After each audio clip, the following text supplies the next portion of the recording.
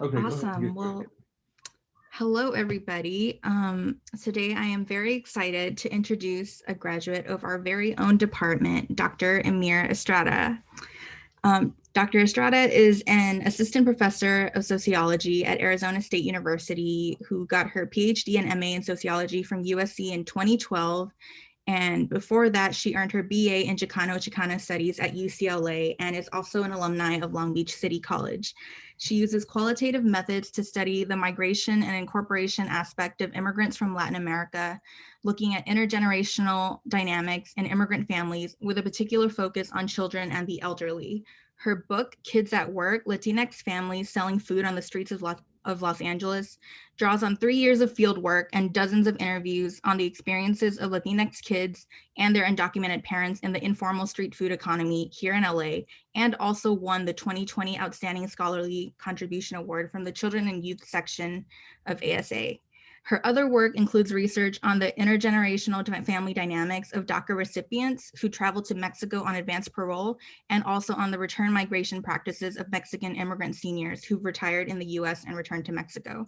Please join me in giving a warm welcome to Dr. Estrada.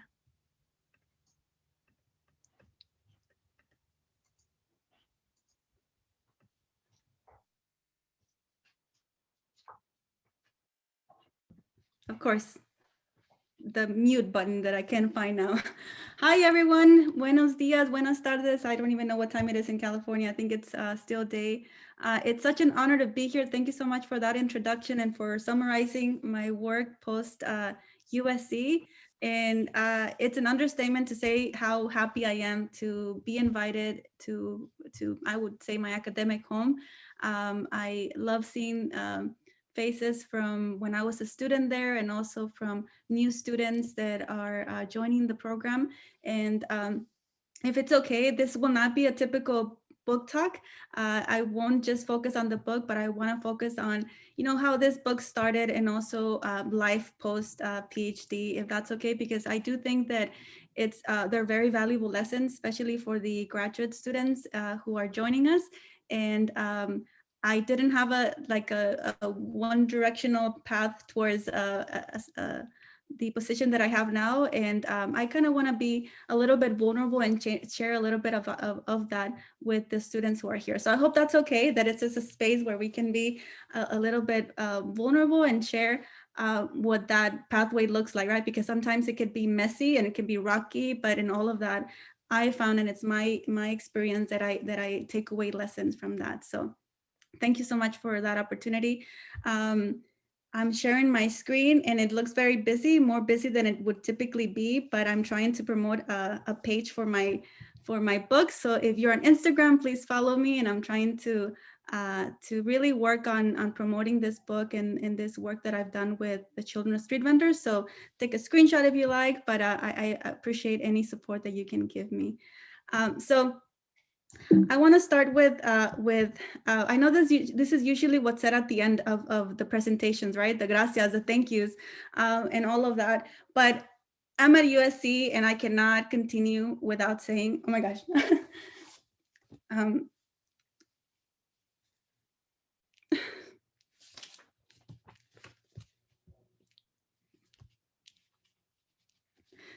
um, well, this is going to take all the time, right? I really want to take a few minutes to thank well, first, I want to thank the organizers for inviting me back. This really means a lot to me. Josh, it's a pleasure meeting you. I hope that you have a great experience at USC and that you're treated well and encouraged and supported, because I know as an assistant professor how important that is, and you're among great colleagues. Melissa, you're amazing. Like when I was a student there, you were like family and you made me feel so included. And Emily, I don't know where you are, but we've had some email exchanges. So thank you so much for helping coordinate this. I don't know if any of the staff are here. I saw Melissa, but Stachel, Lisa, Amber, Melissa, oh my gosh, you guys are amazing and the rock of the program. Again, I don't know if you guys are still here, but I'm going to navigate the Zoom, and you guys really provide a safe space for graduate students. Jody, I already saw you here. Thank you so much for being a great mentor when I was on the job market, giving all the strategies on how to navigate that very difficult time. And last, I'm saving the last for the best for last, is my dear mentor and friend.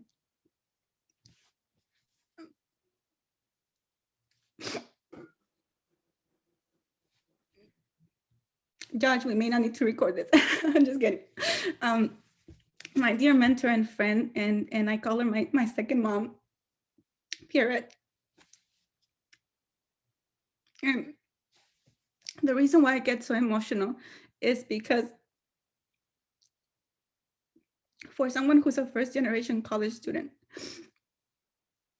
for someone who doesn't see a lot of role models in academia, for someone who's one or two Latina professors in my current school, where we have 72 faculty members and I'm the only Latina in the school, this means a lot to me. It means so much that we have the support of mentors who not only believe in our work, but that really put in the work to help us think critically about our studies and support us when we need it the most. Every time I have an opportunity to highlight Pierrette and her mentorship, I do that. And I can't think of a better place to do that than here, because I know that sometimes the work that we do as faculty goes unnoticed, right? Sometimes unappreciated. And it is my responsibility to make sure that that doesn't happen, especially when I have an opportunity like this. So Pierrette, thank you so much for believing in myself. And I know that you've done so much for other students, and you will just, you have changed the trajectory of my life and the life of my family. So I'm really grateful for you. All right. So if I can get myself together and continue with this talk, I would like to move forward and tell you a little bit about myself and how I came about to think about children and work and street vending children. I am originally from the state of Zacatecas. Let me get the chat going here, because I do like to communicate with you guys. Where is the chat option? Here it is. Please put a 7 in the chat, right? I'm gonna have you guys interact. Put a 7 in the chat if you've ever visited Zacatecas. Have you been to Zacatecas? Put a 7 in the chat. Let me try to move here. Yes, Blanca. Okay, I think Blanca's from Zacatecas. And for a long time, I thought that being from Zacatecas was a prerequisite to enter USC. If you're from Mexico, then you have to be from Zacatecas. Who else has been? Only Blanca? No one else? All right. So, right, but then we have, once we are able to travel, we definitely have to bring you back to and have you visit Zacatecas. Edgar says, one day, yes, Edgar, you can come and visit. So I grew up in this very small town, 10,000 people, very small, and I have a picture here to prove it. And can you guys see my screen? Yes, put a 1 in the chat if you can see my screen. So the little greñuda on the left is, that's how old I was when my family decided to move back to Tepechitlan, Zacatecas, where I'm originally from. And that's the picture on the right is a common picture that we take in middle school. So it's very, very traditional, emblematic of the education system there, to have a history book open with the flags in the back. I had a beautiful childhood. I always worked with my family. My dad has always been an entrepreneur. So we always worked at a family store. My dad lived in the US, and I always saw my parents like either starting businesses, and the family was always part of those types of endeavors. In 1998, we decided to move back to the US after my dad passed away from a stroke. So we had a traditional transnational family arrangement where my dad worked in the US, sent money back home. My mom was a teacher back home, and we depended on the dollars that my dad sent, right? He earned more money as a parking attendant in Los Angeles than my mom did as a teacher back home. When he passed away, unfortunately, we were faced with the decision to, what do we do now? And we decided to return to the US. And this is where I learned English. That's why LBCC holds a very special place in my heart, because I met Dr. Martinez, who was a great role model. And later I had the honor of transferring to UCLA.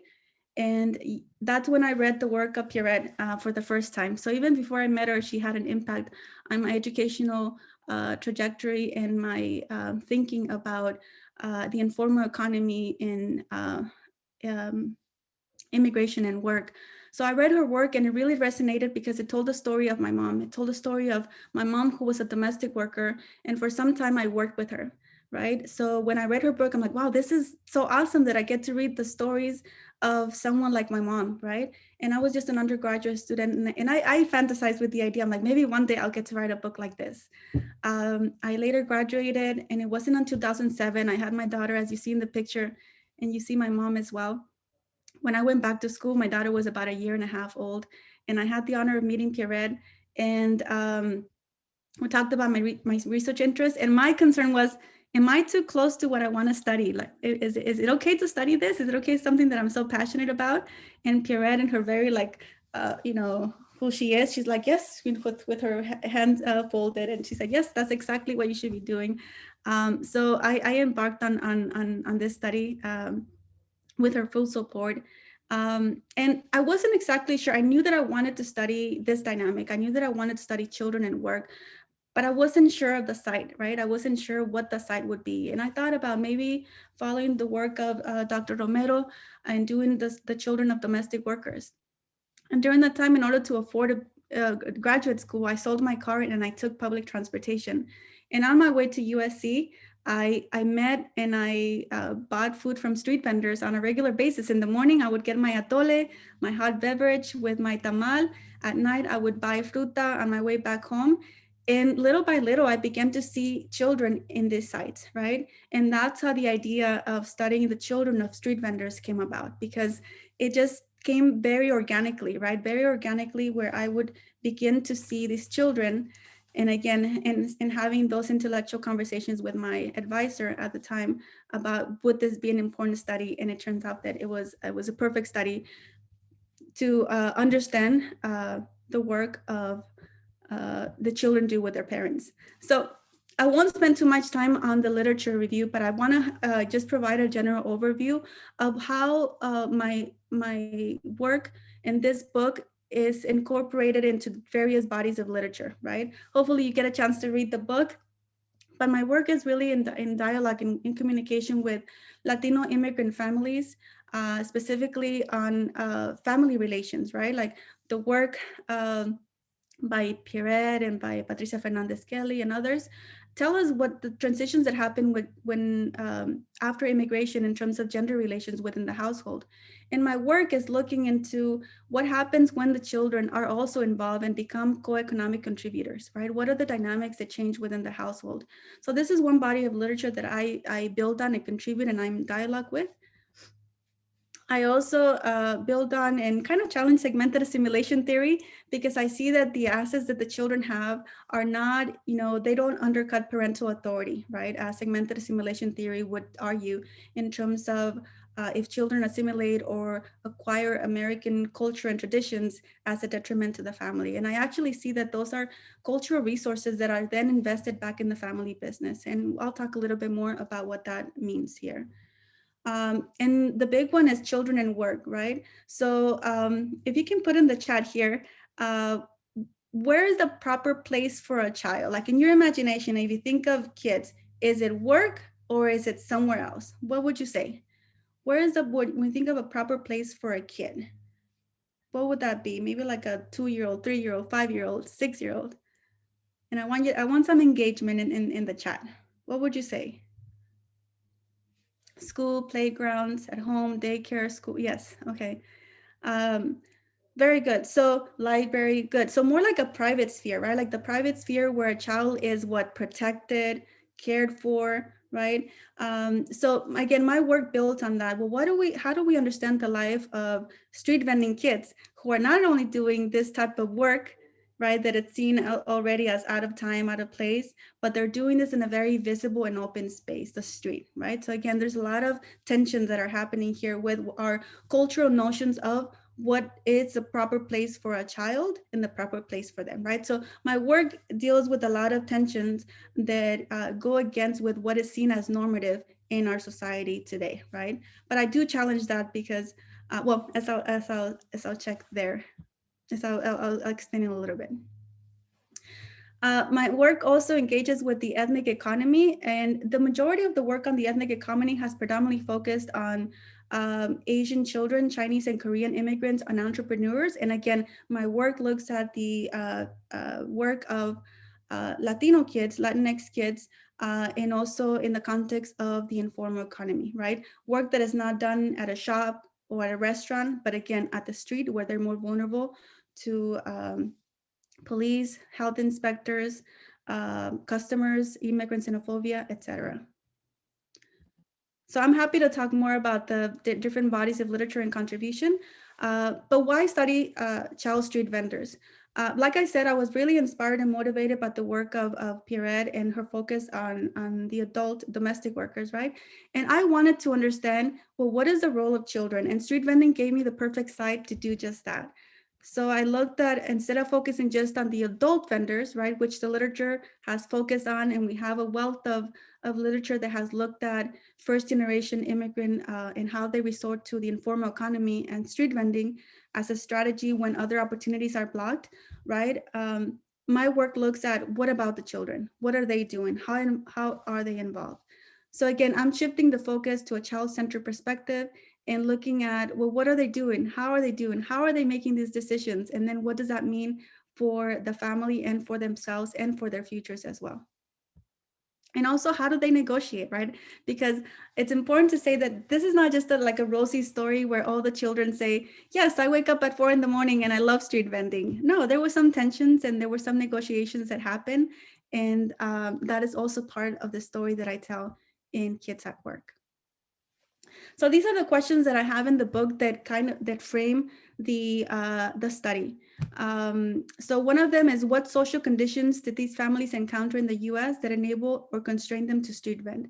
So it's really important to understand that street vending is not an invention, a Latino invention, right? It's not something that's transplanted from Latin America, from Mexico here. But it's a way. So in the book, I look at the history of street vending and how it has been here for years, and how other immigrants have tapped into this informal occupation as a entrepreneurship resource. I also look at, what role do children play in street vending family business? So now that we know that children are working and they're not just their passive agents of being taken care of, or they're playing while their parents are working, well, how are they working? When are they working? And what does that mean for the family? Does children work in the family alter parent-child relations in the household? Again, this question is directly tied to the literature on spousal relations, right? Now that we know that children are working, what does that mean for the family household and the family tensions? Lastly is, how do immigrant families navigate integration into the US when their work places them so publicly and visibly in opposition to the country's laws and their social expectations? Now, this question brings us back to the context. When I conducted the research, street vending was illegal. You couldn't get a street vending permit. And I know that a lot has changed during the time that I left the field. And even when I was finishing the book, a lot of the new opportunities emerged where street vendors could now get, street vending became decriminalized in the state of California. And I'll talk a little bit more about that in a second. So, and this is where I want to be a little bit unplugged. So this is what the research looked like when I was a student and a graduate student at USC. But then I graduated in 2012, right? I graduated in 2012. And then that's when the real challenges happened and the real life lessons, I think, took place. And I want to just spend a little time on that. Because I think it's important to know that sometimes life is not just a straightforward pathway, right? Sometimes there's a little bit of challenges and rocks along the way. So when I graduated in 2012, and I applied to one job and I got the job. I was so happy. I got the job at UConn, and I had to decline to the opportunity because I couldn't relocate with my daughter. Like I said, I don't know if I said this, but I got divorced during my graduate education, and I just couldn't leave my daughter behind. So I declined to the position. I was unemployed for a period of time. I was adjuncting at 3 different places, sometimes teaching 5 classes in one day from USC, Laverne, LVCC. You can imagine the driving that I was doing. But I call that my teaching boot camp. I'm trying to like reframe my experience during that time. In 2014, I landed a job at Cal State Long Beach. And then a year later, I was recruited to work at ASU. So again, I'm showing this just to show that, sometimes a book project can take a little bit longer because life happens, right? And life happens and you just have to roll with the punches. And, but I never gave up on my dream of publishing this book. I knew it was important. I knew it was something that I was meant to write. And I'm so happy that every time I would reach out to my mentor, she said, only you can write this book. So I'm so happy for the ongoing support, even when life looked like it wasn't going to happen, right? Because I had to think about maybe this is not going to happen for me. Maybe academia is not in sight for me, and that's not, and I have to look at a different path. So I want to share something that I learned during these 2 years that may help someone here. And these are life lessons that I've learned throughout. And during those years that I was kind of in between jobs and struggling with my identity, I learned this quote that really resonates with me. And to this day, I try to apply it. And I learn to work harder on yourself than you do on your job. I don't know if this will say anything to anyone. I don't know if it will speak to you, but I really learned that how can I become more valuable and provide for my family, even if it's not, in the academia world. I know I'm going to have some meetings with students, and I'm happy to talk more about what that means to me.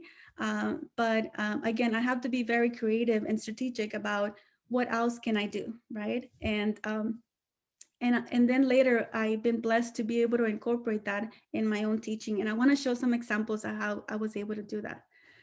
So one of the things that I started doing was I'm an informal artist, and I've been doing art en repujado, which is something that I learned back home. And I've been doing art throughout, ever since I was a teenager. And during those times that I was unemployed, I was making and selling art, and that actually helped me a lot. It helped me a lot. I think some of my mentors have some of my work. And when I was blessed with an opportunity to work at USC, at ASU, I always get the confused, ASU, I really wanted to merge all of my interests. So I was creative enough and also found the right space where I was allowed or given the platform to teach a class where I use art as a tool to engage my students in questions about immigration, right? And I teach them how to do my repujado art, and then they tell their immigration story using those repujado pieces.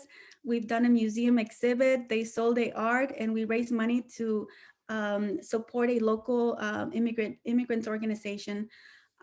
We've also painted 2 murals, and we're in the process of doing another large scale project. And I just love transcending the walls of the university and leaving a landmark. Every time I teach a class with my students, I'm like, how amazing is it that after you leave this class, you will leave a landmark, right? And in Phoenix now, we have 2 beautiful murals that tell the story of immigrant families and immigrant stories. And we do this work in collaboration with the local immigrant communities, right? So again, I share this because sometimes those detours that life takes you in end up adding more resources and skills that you can use in a way to create something different and unexpected if given the right circumstances. So I wanted to share this also for my mentors here and my previous professors, just to give you a little idea of how I've used what I've learned in your classes and how I'm using that to teach in innovative ways. This method of teaching they gave me the Innovation in Teaching Award. So again, it's something that the university values and respects, which I'm very grateful for. We also bring local artists, and this is Ramiro Gomez. Do you guys know? He put a 4 in the chat if you know who Ramiro Gomez Jr. is, if you've ever seen his work. And So I want to take a minute, put a 4 in the chat if you know of him, if you know of his work. He's from LA, and he does work on cardboard like you see in these pictures. And his goal is to bring visibility to invisible workers. So only Pierre, no one else. Okay, we have to introduce you to Ramiro's work. If you don't you don't follow him on social media, follow him. He has a great art. So he paints immigrant workers, gardeners, nannies, street vendors, you name it, on cardboard, and places them on spaces where they work, but they're invisible, right? Because you typically don't see them during the day where everything is open. So he brings visibility to invisible immigrant workers. And during the workshop, we hired him to come and give a workshop with our students, and then give a public talk. He shared a story that I want to share with all of you, because it ties in together with the whole book. All right, so I have a point as I'm sharing all of this. He shared this story, and I want to share it with all of you now, in case it touches you and it resonates with you.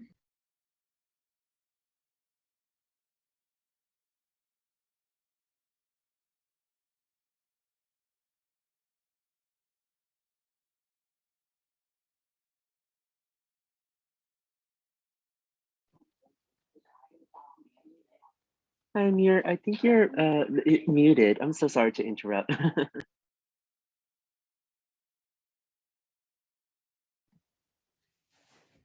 How long have I been muted? Like a minute. Oh my gosh.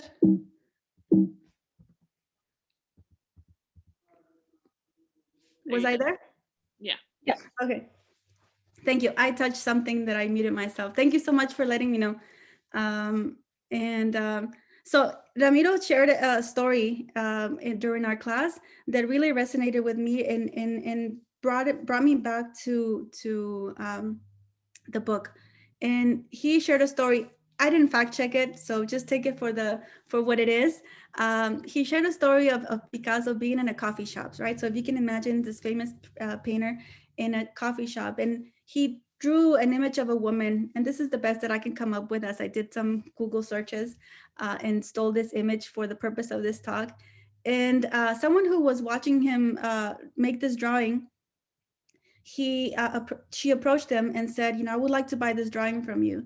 And he gave him a very large amount. I'm just gonna, for the sake of this class, I would say that, $10,000. And the woman said in surprise, like, are you crazy? I just saw you drawing this and it took you 5 minutes. How is it that you're charging me this much, right? And he said, you're wrong. It has taken me my entire life to draw this, right? So this brings me back to Ramiro and this image of a woman that he often draws, which is representative of his mom, who was a domestic worker. And he said, this image always comes to mind. And every time I have an opportunity to draw, because it's an image that, has taken me my whole life to bring together. And that's the closest that I can get to kids at work, right? Because kids at work, as I've shared my personal story, and my this kids at work doesn't just tell the story of street vending kids, right? Street kids at work is it's not a street vending story, right? Street vending is the site that enabled me to see and to study these larger, timeless stories of family relations, intergenerational dynamics, the meanings of childhood, and the role of children in the immigration experience to the US. So again, I want us to move away from being it so constrained and focused on street vending, but looking at these other themes.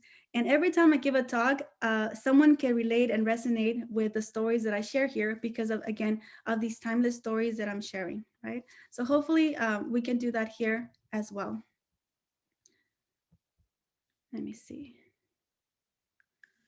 So a little bit about the study. As I shared earlier, when I did this study, street vending was illegal. It was done in the public sphere.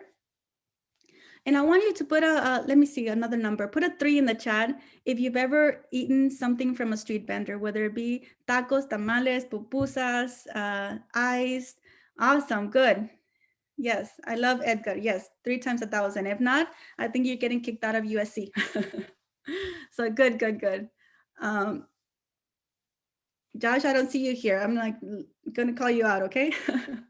So Good. So again, this was done in the public sphere where they're exposed to not only customers that like to enjoy this cultural food from places that remind us of home, right? But also to customers, to urban traffic, immigrant xenophobia, racism, government officials such as the police, health inspectors, social workers, and they thought I was a social worker when I started my research. And for 3 years, a very annoying sociologist like myself, right? So again, they're dealing with a lot of elements because of the nature of the work that they do. And this is a picture that I took during my field site. And this is a typical site, right? You see the family street vending, they're facing the street. The customers are lining up around the food. Every day they have to carry these wares, the table, and set up their street vending sites. And they do that with the help of their children. So street vending can be seen as part of the informal economy that refers to all income earning activities that are not regulated by the states and similar where other similar activities are regulated. But again, a lot has happened, a lot has changed. And the literature tells us that there are about 50,000 street vendors in Los Angeles. I have a feeling that those numbers are growing, especially now that there's more opportunities. However, COVID gives us a little hiccup around about street vending because again, a lot of them, as all of us, have been blocked from doing a lot of the work outside of the house. It's also important to highlight that 61% of the informal workers are undocumented immigrants. So again, it's telling of who is resorting to these occupations when other opportunities to work in the formal sector can be blocked. Just to recap, when I was finishing the conclusion of the book, a lot of changes were happening in LA. For one, when Trump was elected president, there was a silver line where there was a move to decriminalize street vending in the entire state of California. And it was a way of protecting those that were most vulnerable, right? Because they're exposed to ICE and they can be detained for a misdemeanor like street vending and then detained and deported. So again, a lot of changes has happened. And SB 946 passed. It was championed by Senator Ricardo Lara and organizations like ELAC that again helped decriminalize street vending along the state of California. And I have a video. I won't show it because of time reasons, but I can share it to Josh later if you guys want to watch this, or you can just Google it and watch it on YouTube. But in this video that I have here, and I actually write about this in the conclusion of the book, is that when street vendors, given this time that they receive so much public attention, the focus was still on the adults, on the vendors, right? And in this case, we have Isabel Rodriguez, who's talking about a time that she got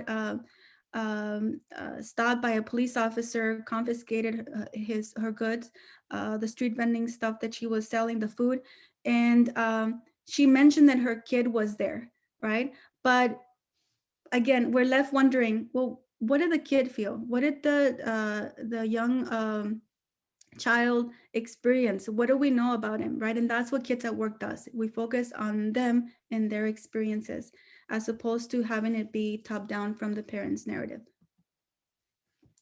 That is also a common narrative in the literature. Street vending, for example, in Hamilton and Chichilla, which is a book that was very instrumental in my thinking about children and street vending. They cite here, street vending was particularly useful for women with small children, and sometimes women would sell in groups to facilitate childcare. So again, the idea is that children are brought along with the parents, but they're not active agents actively working and earning income. So this is the best image that I can think of. If I think of a child who's not working, but just taking a nap, right? I can picture my son Julian doing this. No, he will be grabbing everything and and walking. But that's not what I saw, right? That's not what I saw. I saw children preparing the food, carrying crates of orange, preparing orange juice, dealing with customers, doing cash transactions, organizing the day before to they would street vend, the work that they would do behind the scenes of bagging bags of churritos, bags of peanuts, etc. So again, a lot of the work that I saw and that I talk about in the book also takes place behind the scenes of the streets, right? Something that we is not visible to the clients or to ordinary customers, and that I was given the opportunity to see that behind the scenes work and negotiations that happen at home. So it turns out that children are very actively involved. I gave the youth a schedule of their week for them to kind of tell me a story. So I use this as a tool, and this is helpful if others are doing work with children and how to engage them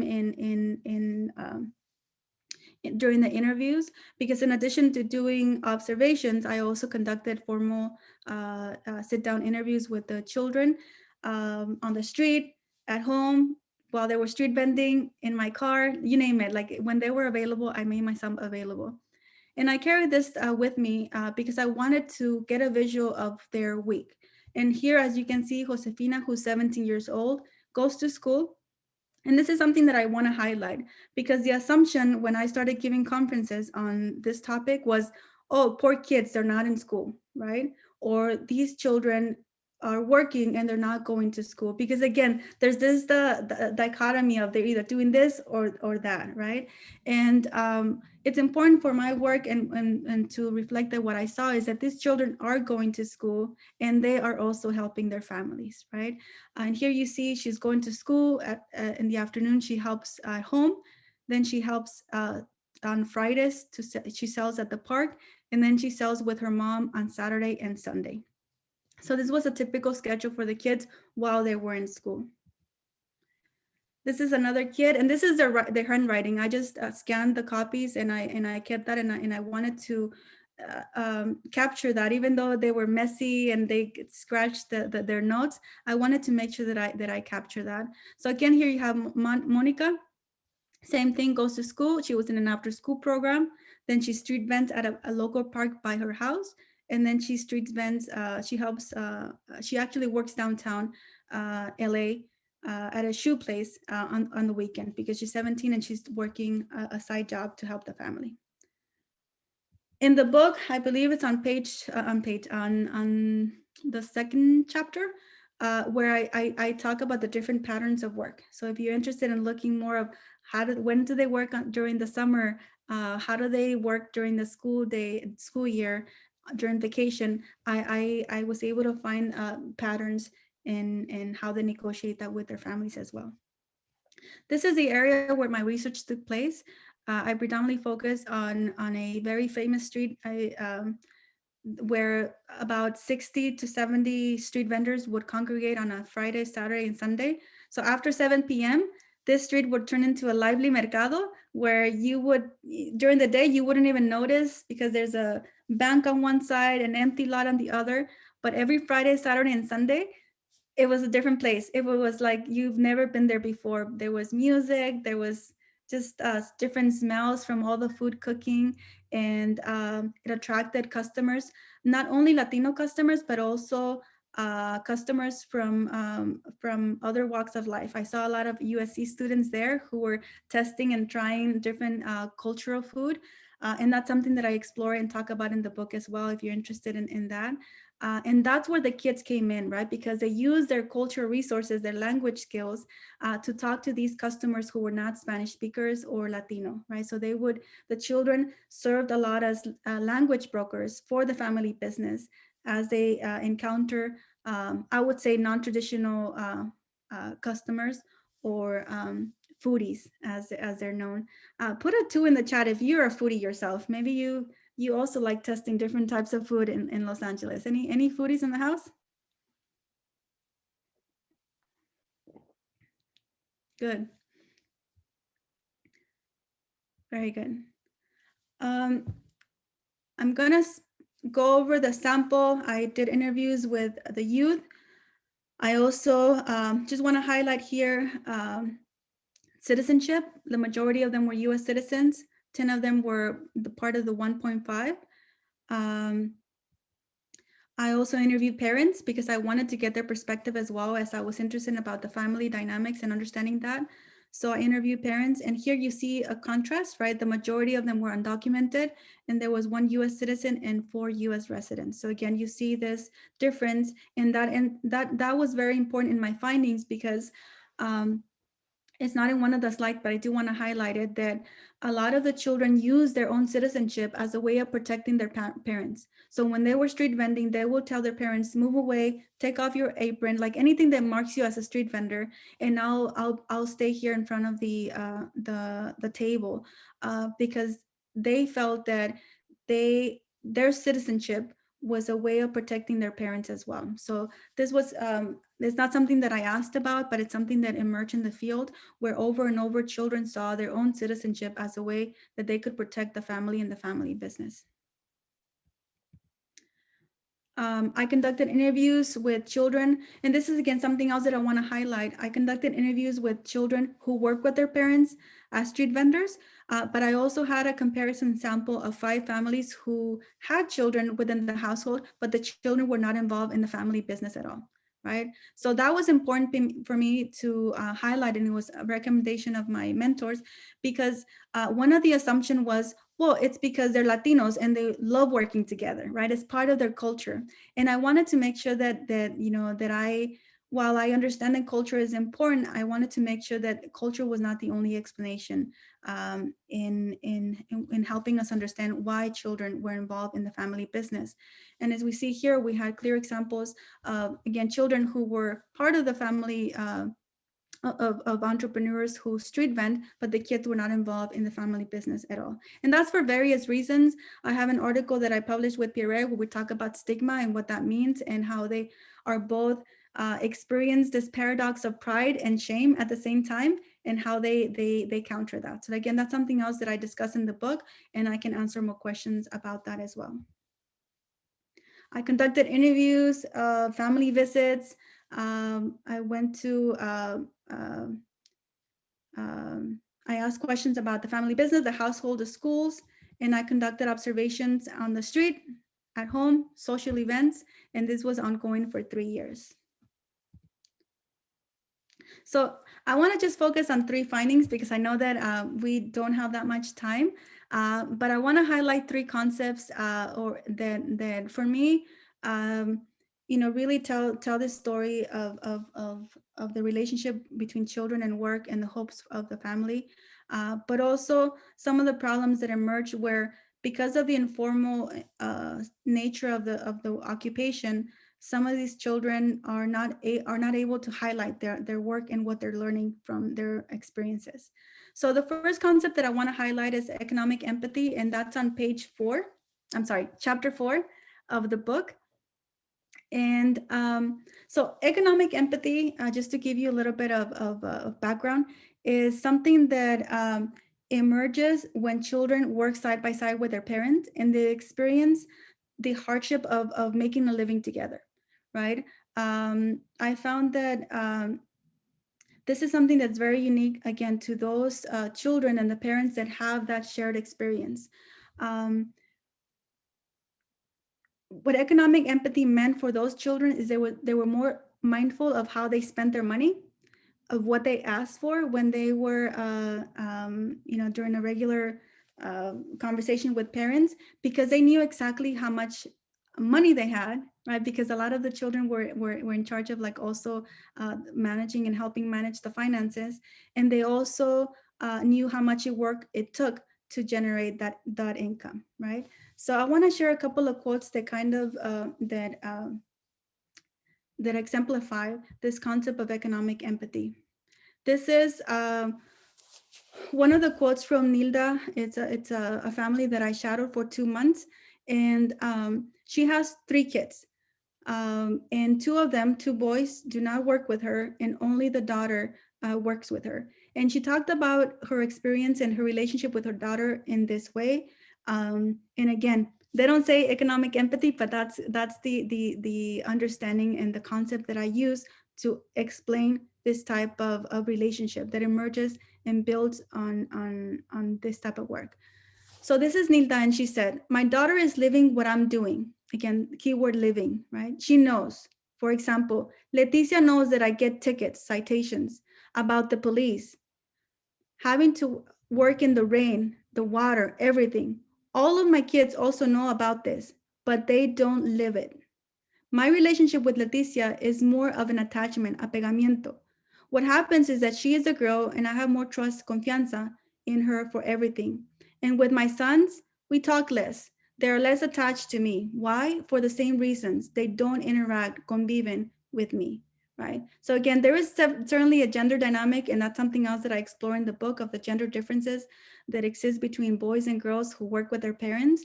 But here she's kind of qualifying that, right? Putting that aside, and she's acknowledging, yes, she's a girl, but she also works with me, and that's why I have this economic, this relationship with her. And then here is Clara. She's age 14, and this is what she told me. So you'll be getting a sense from the child's perspective. She said, I would like people to come here and see that it is not easy. We see my mom suffer. I see friends that don't do anything. They go shopping and they tell me, dude, what? And I tell them, dude, while you're shopping, I'm working my ass over here.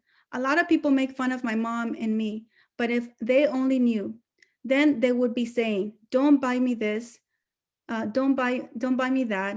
I think my relationship with my mother is special. So again, this quote from Clara really drives this economic empathy to the core, where we see that she even compares her relationship with her mom with other kids that she knows from school, right? She says, while you're at the mall shopping, I'm here working with my mom, right? And then she acknowledges that it's hard, but she also thinks her relationship with her is important because she lives, like Nilda said, the type of hardships that happen when they work together. I'm trying to see how I can have economic empathy with my own daughter. Any ideas? I'm trying to see how I can use this research for myself. She's out here. Another thing is that collectivist immigrant bargain. So this concept of immigrant bargain is very well documented and known in the literature, where, you know, there's this dynamic between parents and children where, you know, they expect the second generation or the children to do well educationally to make the sacrifice of immigrating worth it, right? And it's known as the immigrant bargain. But what I found here with the work is that a lot of the street vendors are very aware of the social inequality that, you know, that happens in their own community, and they want their children to be better and to have, you know, be attorneys and be police officers, not only so that they can give back to the family, but so that they can give back to the community. And that's something that came up over and over and over again. So here Alejandro said, and I just wanted to, I'm pausing a little bit because Alejandro died. He passed away before I finished the book, and he was, yes, so he was in his early 20s when he passed away. So I just wanted to remember him and honor his words as I read this. He said he works with his mom selling pancakes in East Los Angeles, and he said, that he wanted to be a police officer. And he said, I'm not going to be those types of cops. I mean, I'm going to see who is like is like something dumb. Like, why am I going to bother them if they're not doing anything? I'm going to be chasing the guys that are killing people.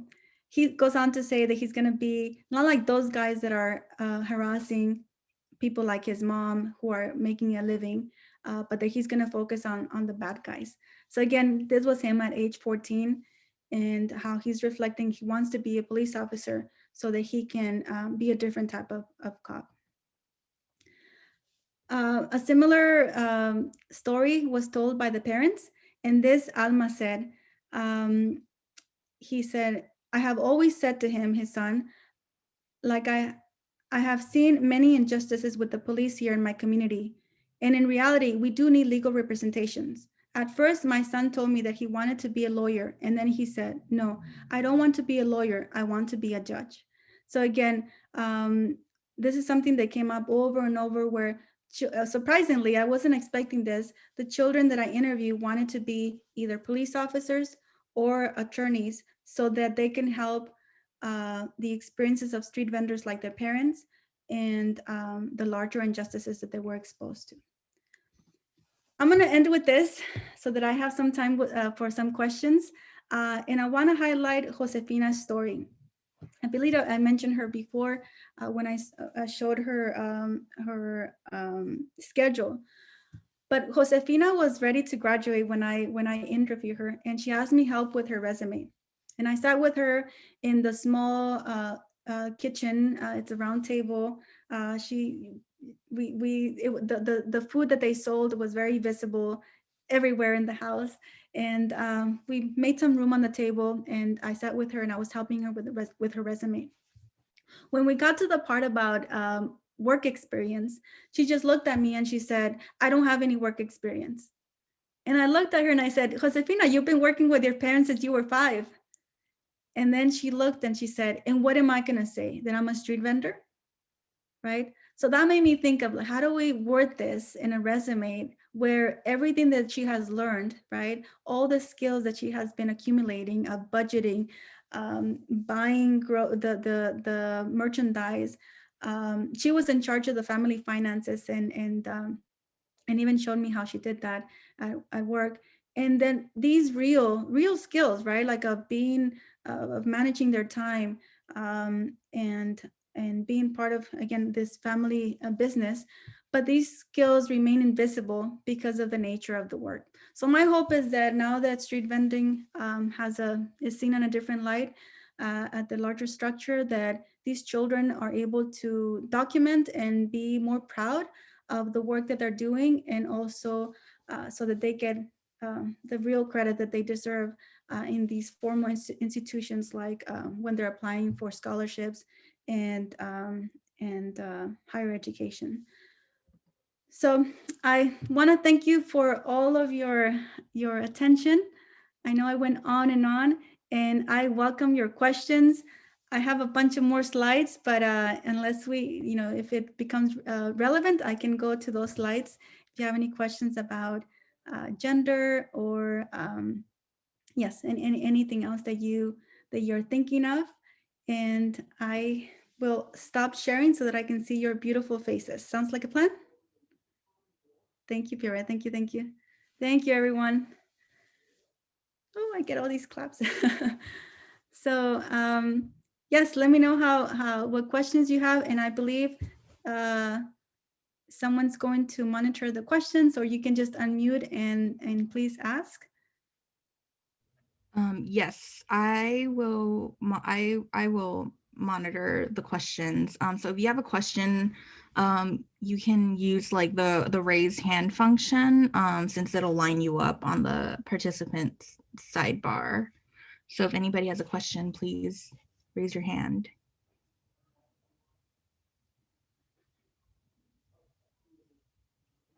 Okay, I see Edgar.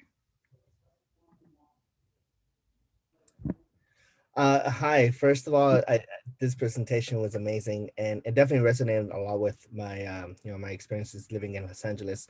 One of the questions I had, and this goes back to like the structure of the study as well. Was there any pushback that you received on, because this is an amazing work, but it's not as common, especially given that IRB might say like, oh, you're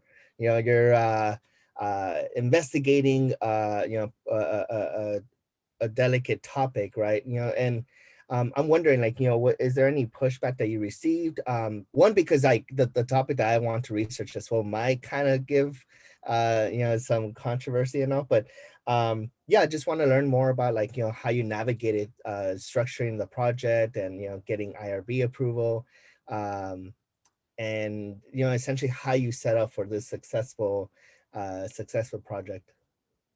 Edgar, thank you so much. And I want to, hopefully, I don't know if I'm meeting with you later, but I'm curious to see what your project is on. So I almost gave up, like I was this close to giving up because I was getting rejected left and right.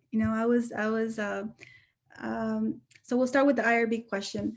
it took a lot of time. It took a lot of time to get IRB approval. It was a lot of back and forth, but basically they're doing their job. So if you do get questions, it's only so that you can protect the people that you're interviewing, right? So I try to see things in a different way now. When I get feedback, I'm like, okay, this is only making my work better. So I know that it can be stressful. Sometimes IRB, I needed 3 forms: a consent form, a parent consent form, and a send form.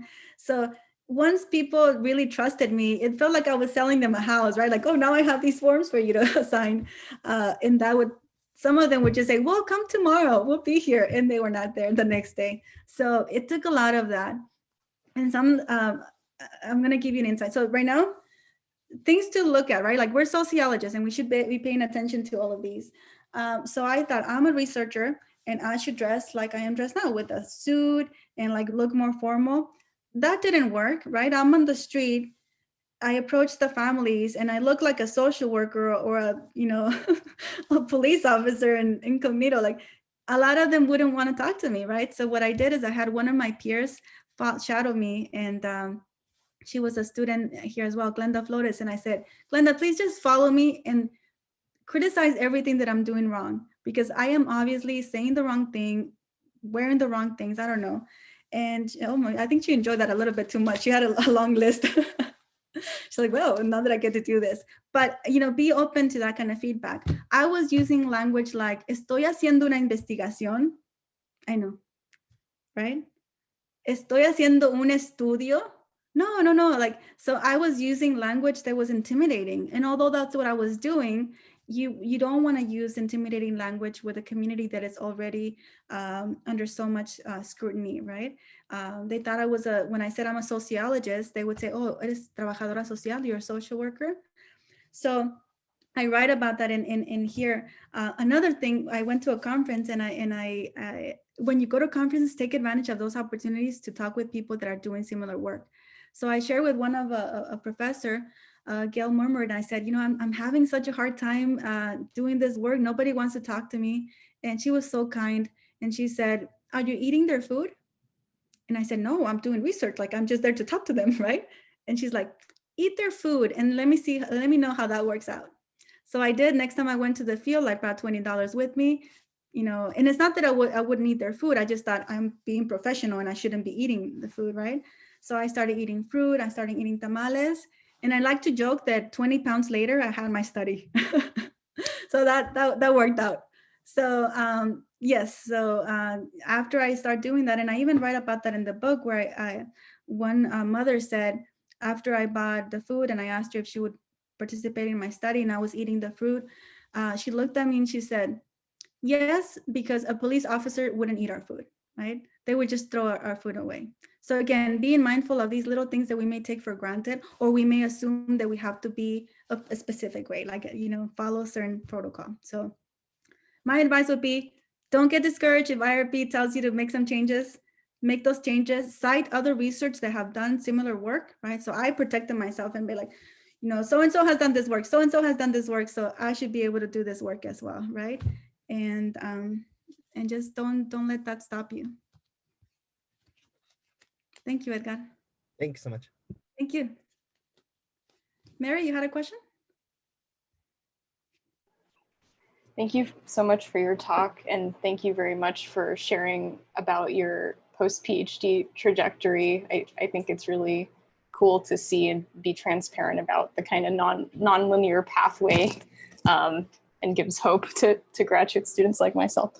I had a question. I apologize if this is answered in your book, about any like gender differences you noticed in terms of the children. I think it says that you said you observed maybe at home too, or a little bit of the family dynamics. Was there difference between what boys and girls were doing at home versus when they're at work with their parents? Was there anything noticeable or striking? Yes, thank you for asking that question. So things in terms of, for example, the girls kind of had a third shift, right? They would go to school, they would go to work, street men with the family, and then they would also do work at home, right? So the girls would be in charge of, mostly in charge of cleaning, washing clothes. And in the book, I highlight those voices where the girls are complaining, right? Like, my brothers don't do this, and they get away without doing anything else. They can slack off, as they would used to say. Girls were also more, so one of the things that I found is I was getting more girls, I was interviewing more girls than I was boys, right? And I thought that was surprising, because I would expect more boys because of the street, but it turns out that parents would bring their daughters with them as a protection strategy at first, right? So they wouldn't be left home alone. And then they would end up working more because they were with their parents, right? So I did find that girls would end up working more as a result of parents trying to protect their girls, as opposed to the boys had a little bit more of a freedom where they could go to the gym or they can go to the park, and they were giving more freedom to roam around. So those were some clear gender distinction. There were also other divisions of labor where men would drive the girls and the moms to specific street vending sites and then pick them up. So they were the drivers. They would peel the coconut and other fruit that was a little bit more difficult. Let's see. And I ended up adding another chapter. So just when you think your book is done, and then your editor say, I think there's another chapter here, you're like, oh man, I thought it was done. But I think that was great advice, because what I ended up seeing is that as a result of boys getting more like freedom, they were all also received less protection, and they were in fights. I have two boys that were stabbed by their peers and some gang members, because they were teased on the street. Like, one of them was called a tejuinero, because he would sell tejuino, which is a delicious drink made out of corn. So some of these moments would result in fights. And I also talk about the important presence of women of all ages on the street, because they would help buffer those tensions, where girls as young as 5-year-olds, like little girls, would serve as a protection for adult vendors, right? Because they would see them with more respect, and also moms who would also help buffer those tensions between younger kids. So yes, I talk about that in the book, and that's a very, very important question. Thank you.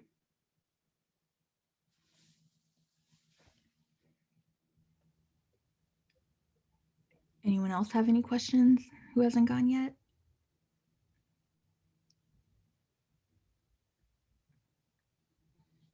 If not, I can interject with a question of my own. So, I mean, like everyone else, thank you so much for this really, really beautiful talk. You know, not just for your research, which is incredible, and I find parts of it resonate a lot for me, but also just for the transparency of, you know, being a graduate student and your path to where you are now currently. And I just really appreciate that honesty. And my question is about, could you say more? So a couple of things from your findings where you ended your presentation really stuck out to me, and I kind of want you to expand a little bit more on that, which is, so the first one is about when you were helping Josefina with her resume. I just want to know how you ended up doing that, like, because I've been in a position before where I was volunteering to help high school students write their resumes, and ran into sort of the same problem, where they really thought, you know, oh, I have no skills, I have no experience, but they did. And it was just a matter of reframing that. And so yeah, just that one really quick question. And then the other thing is sort of about, you know, I wanted to hear more about basically your connection to your subjects. I know that you weren't just at their workplace, right? You mentioned that you you seem to be really connected to them. You attended, a lot of other events with them. And I just wanted to know more about how that relationship dynamic played out. Great. As someone who's not an ethnographer, that's the other piece of your work that's really interesting to me. Thank you. Thank you. And I was looking at I actually had that marked because it's one of my favorite stories, because I even when I was writing that part of Josefina, I was reflexive of how I didn't even feel comfortable saying street vending, right? Like that's how powerful it is that you don't even feel like, well, just put street vending, that's what you do. So and again, it resonates with how street vending is seen at the macro level, right? As a foreign occupation, as illegal, and how do you navigate that? So on page 144, if you want to later, wait, is 144? Yes. I do expand on that. And I think the concept was like family ethnic entrepreneurship. It was very academic, what I ended up helping her put there as in lieu of street vending. And I write that, and I was very reflexive on my own. I don't know if it's biased or even my own thinking of how street vending would not be the most proper thing to put on a CV, right? The other question that you have about establish and report with them. So one of the things simple things that I started doing was just dressing the way that I would dress, right? With my hoodie, with my jeans, being comfortable, not using my conferencing outfit as we would call it in grad school, and also just listening to them, and also being open to their questions, because they were just as curious about me as I was about them, right? So I mentioned that my daughter was little, and I was potty training her when she was just about a year and a half or so, and maybe a little bit older. I'm getting the years mixed here, but they saw me as a mom, right? So they saw me as a mom, and it's not that I was bringing her as a tool to get them to accept me, but I was a working mom. I had to take care of her, and that was sometimes the only way that I can do my research. So I would bring her, and so they would see me in a different light, right? Because less threatening. I would share about my experience working with my parents in Mexico and in the US. I would bring my mom as well, because during the weekend, those were our outings. I'm like, let's go to the street vending and we'll eat there. And they would get to see my mom and ask questions, and kind of like they were doing their own research on me, right? Triangulating their data and asking my mom questions. So I was, again, very open and transparent with them. They knew about my divorce, like I shared that with them. I tried not to overwhelm them, of course, but they knew what was happening in my life. And a lot of the women, because I was doing this research sometimes as late as 1 a.m, they would also protect me. And sometimes, we're on the street, there's different people, and I would get men who would approach me. And Olga, who is a woman that I shout her as well, she would call me over. Usted siéntese aquí, like you sit over here. So it was kind of them to, I saw them protecting me in the same way that they would protect their own daughters, right? And again, that's something that I write about in the book. I'm not claiming that they trust in me completely, because I also have to be reflexive of my own privilege and status, right? So I am a US citizen. I am bilingual. I am a PhD student. And at the end of the day, I left the field, and I was excited about what I saw, excited about what I learned. So it's also important to be, not claim insider status, but also claim how, we navigate that insider outsider status. And that enables us to kind of explore more questions that we're familiar with, but also being open to being surprised, right? And I think so, with my own students, that's some of the mistake that they tend to make, where they assume they know everything about their subjects or the field, right? Like, well, if you're not going to learn anything, why are you doing this research? You want to be open to being surprised, right? And that's what I did. I was open to learning more, and like those surprises in the field are what were just fascinating. Thank you so much. And Blanca has a question. Yes. Blanca can ask the question if you have your gallinitas there. Do you have your little gallinas or no? Yes, they're out here. I don't know if you can see them, but they're all hanging out and doing their thing back there. I think you can see one.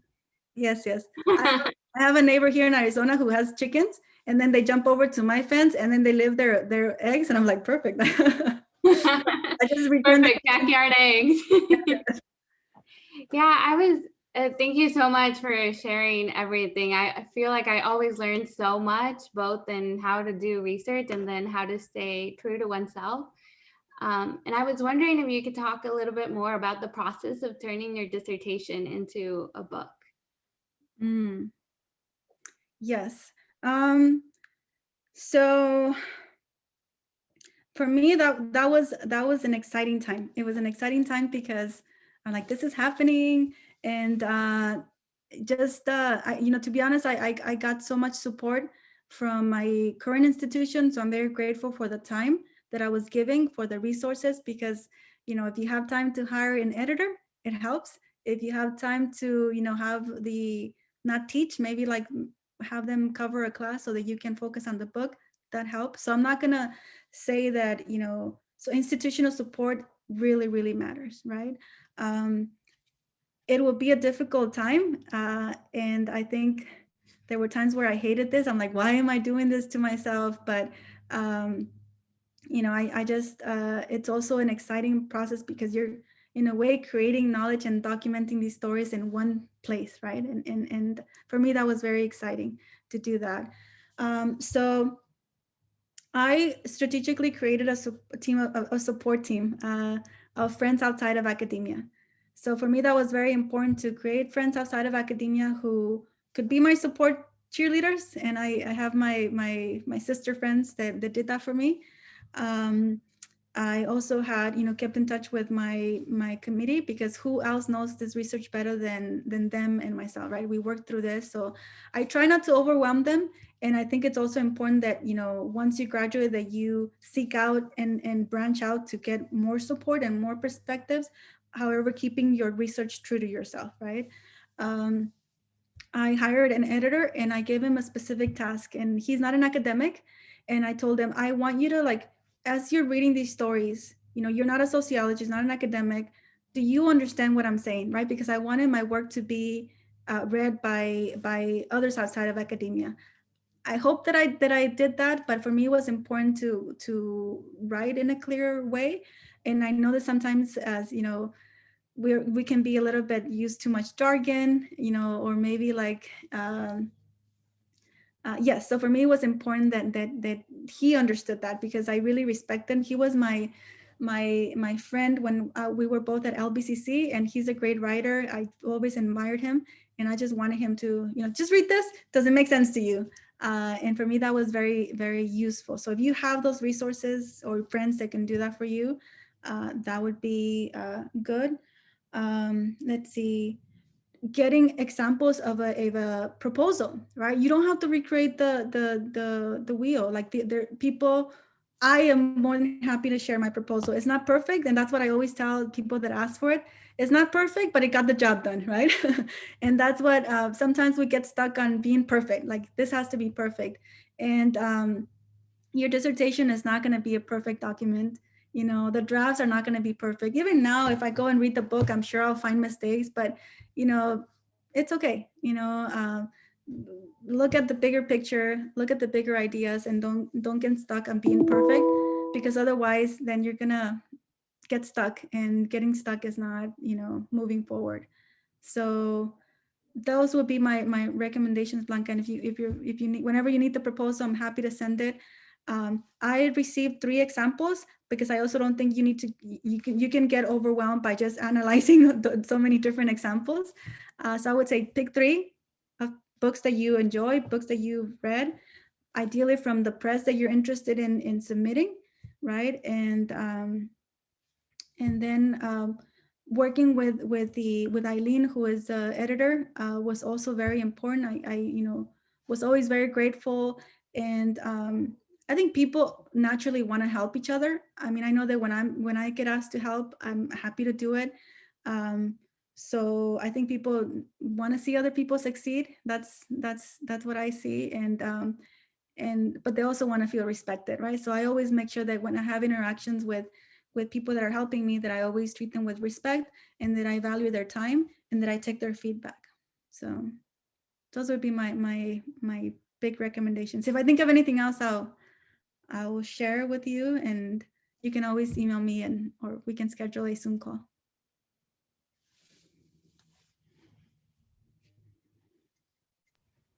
Eduardo?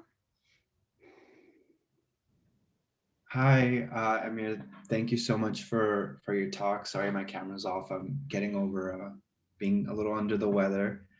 I have your book here, and thank you so much for your talk. And I'm excited to really dive into it in Piret's class later this semester as well.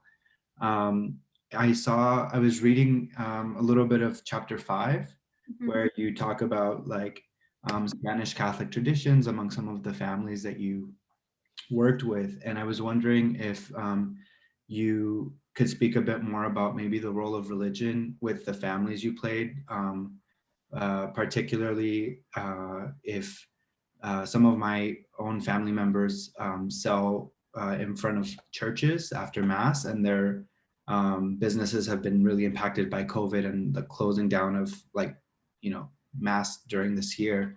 So I'm wondering maybe how your research might inform like this kind of COVID-19 process, or what you found even before that.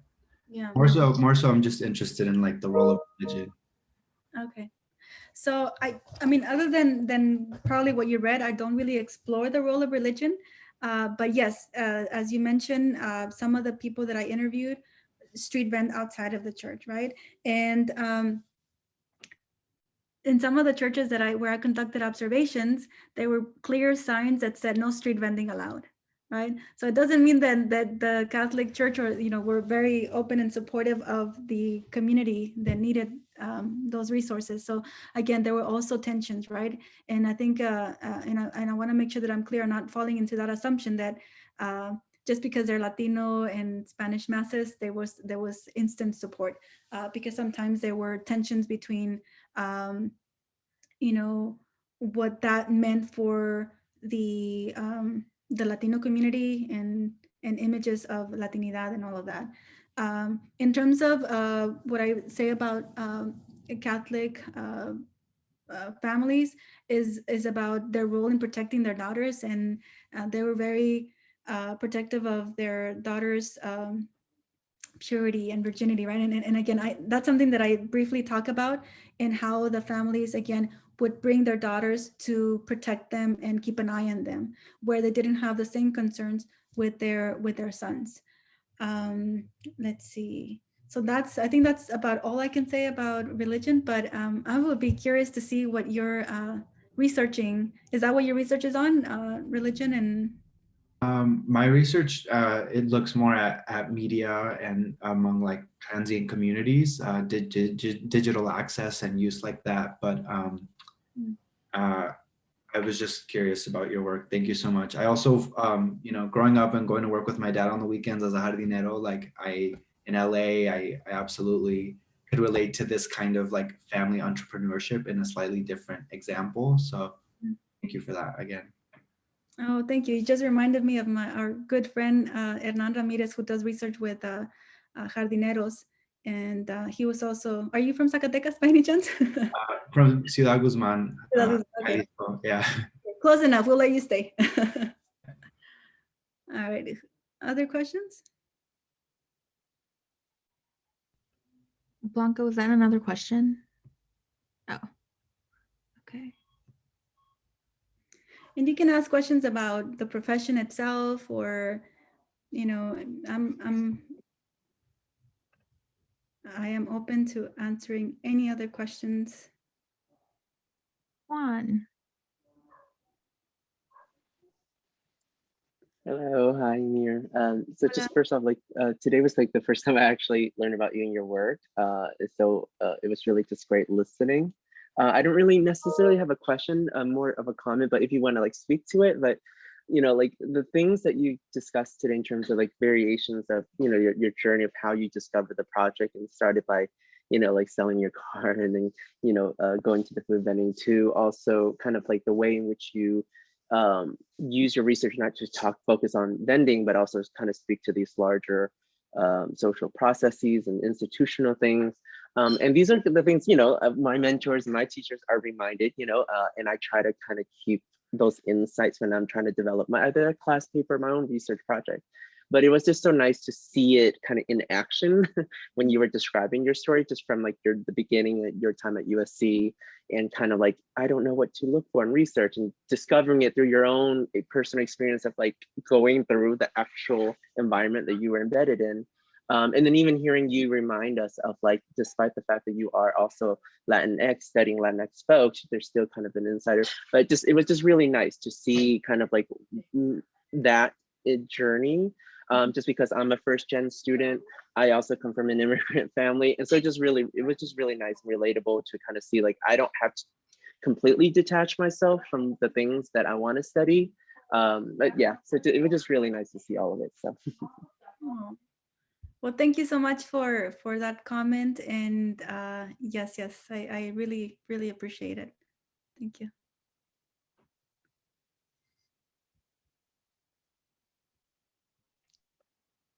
Any last questions? If not, we can give Emir a few minutes more of break before we come back at 1:40 for the grad student meet and greet. Okay, and I can just stay here if anybody wants to just talk about anything else that you feel uncomfortable in a public setting. But if not, thank you so much. Again, it's been an honor, and best of luck to all of you. Best of luck. Be excited. You get to produce knowledge, and you get to learn, and you get to, it's a very privileged position to be in. I mean, you don't feel it right now, but in the future. All right, bye everyone. Adios, adios.